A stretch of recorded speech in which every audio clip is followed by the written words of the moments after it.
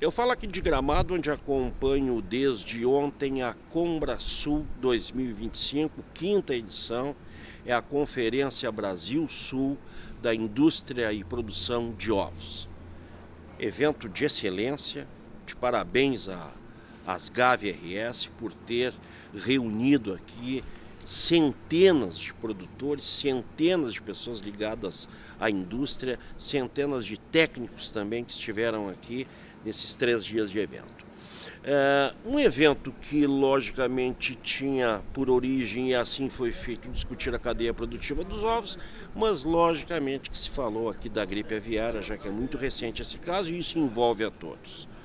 Nós temos uma entrevista que a gente vai rodar em seguida aí com o Ricardo Santin, presidente da ABPA, em que ele fala já da retomada, da normalização, principalmente das exportações. Exportações essas que têm ajudado muito o setor de aves e, consequentemente, o setor de ovos. Tivemos um aumento aí no último ano de 60% das exportações de ovos. Claro que isso muito tem a contribuição da demanda norte-americana, onde a gripe aviária simplesmente se perdeu o controle lá. Temos o H5N1 hoje espalhado, inclusive, pelo gado. Tivemos aí a perda de 500 cabeças de gado contaminados com esse vírus aí que se espalhou pelo mundo. O primeiro caso lá na China, em 1996, custou a chegar aqui. O primeiro caso no Peru, na virada dessa década, depois em 22 nos Estados Unidos e pela primeira vez aqui no Brasil, numa granja comercial, há 2 semanas atrás em Montenegro.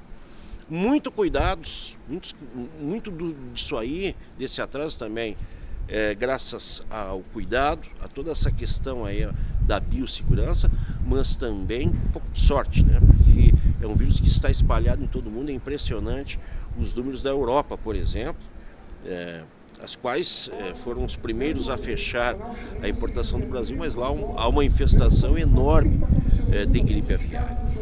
Então, é um setor que vai bem, muito obrigado. Produção lá em cima, 58 bilhões de unidades de ovos foi produzido no Brasil no ano passado. Um alimento que é um alimento barato, claro, com a exceção do início do ano, que tivemos ali um aumento, mas a tendência sempre é se normalizar isso aí. Os preços voltem ao normal, mas é um alimento barato. É um alimento também invulnerável, por exemplo, às dietas. O ovo sempre faz parte e pode continuar fazendo parte do cardápio daqueles que fazem dieta. É um alimento fácil também de fazer. O consumo per capita do Brasil, que ainda não está dentro daquilo que preconiza a OMS, que trabalha muito com essa questão aí da orientação da proteína animal, e o ovo é uma proteína animal barata.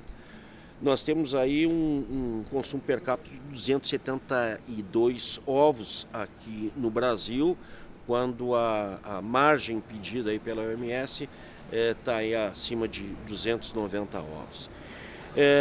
A produção tende a aumentar mais ainda. O Brasil é o 5º maior produtor do mundo. A genética trabalhando muito em favor. Só um dado para os senhores e senhoras terem ideia: lá em 1945, cada galinha poedeira chocava 150 ovos. Hoje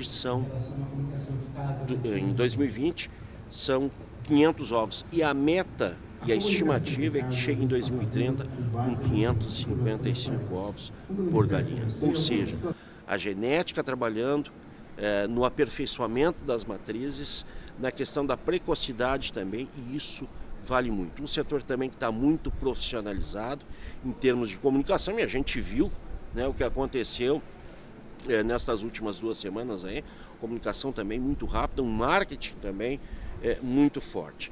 Então,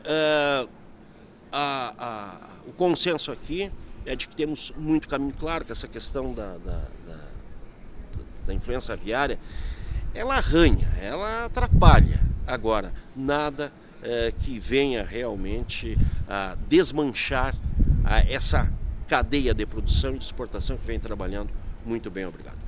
Sobre os efeitos desse caso aqui e sobre as consequências comerciais disso aí, Falei com o Ricardo Santin, a gente traz essa entrevista dele que fiz agora pela manhã aqui em Gramado, e ele fala para nós como ele está vendo isso aí e como está sendo essa retomada, já está sendo feita essa retomada de mercado.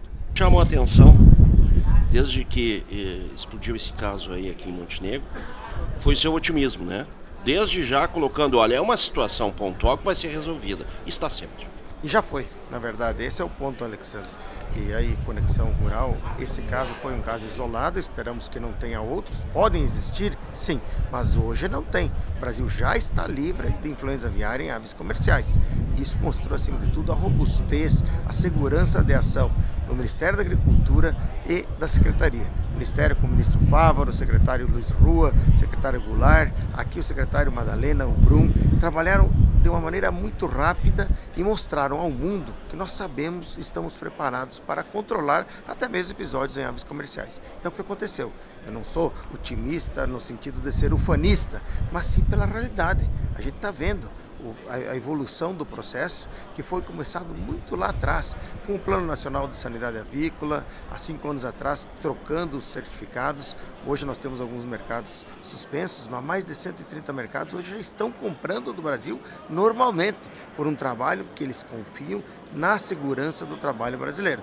Qual seja, fez o raio de 3 km, o raio de vigilância de 10 km, dali não se vende. Fora disso, eles sabem que é carne segura, que está o problema. Essa doença não se transmite pelo consumo da carne nem dos ovos. E a gente tem que agora repensar, inclusive o mundo inteiro precisa repensar, por que parar o comércio se esse vírus está voando em todo o mundo? Se os países têm, veja o caso da Europa, está infestada lá e está proibindo de nós levar porque tem medo que o vírus chegue lá, mas o vírus já está lá. Então é importante a gente usar isso como aprendizado, porque a gente não pode fazer as pessoas, os consumidores, pagar mais caro, porque ficou trancando o comércio, ficou trancando, perdendo carga, fazendo armazenagem, despesas de logística. A gente precisa olhar o mundo com uma nova postura. A postura de que a carne não transmite vírus nem para os outros animais e muito menos para os humanos. É absolutamente seguro comer carne de frango e ovos, então a gente precisa agora evoluir, e eu acho que o Brasil vai dar um grande ensinamento, uma grande demonstração ao mundo que isso é possível fazer. Essas metas de exportação, o senhor acha que elas serão comprometidas até em quanto por cento, mais ou menos? Não dá ainda para fazer, Alexandre, uma conta agora, né? O que a gente vê nesse mês aqui, conta as 2 primeiras semanas do mês, que era a exportação normal, contra a 3ª semana do mês, que foi quando aconteceu o episódio, nós diminuímos 1,74% as exportações. Agora deve crescer um pouco mais a diminuição, mas a gente tem que olhar no passado, como foi os casos que aconteceram. No caso, o Brasil é a primeira vez em aves comerciais, mas a Newcastle é muito semelhante a isso, e lá, no mês em que aconteceu, não deu uma grande redução, foi uma pequena redução, o mês subsequente apresentou redução e depois já recuperou, fazendo o recorde do ano de 2024. Então vamos trabalhar que isso também aconteça com a influenza aviária. Obrigado, presidente.